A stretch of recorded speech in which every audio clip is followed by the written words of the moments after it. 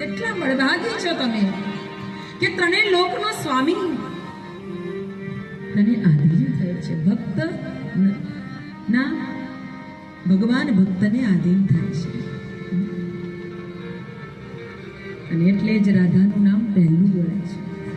રૂક્ષ્મણીજી સાથે ભલે દ્વારિકાપુરીની અંદર ભગવાન રહ્યા હોય, ભલે એમની સાથે લગ્ન થયા હોય, પણ કહેવાય તો રાધે કૃષ્ણ.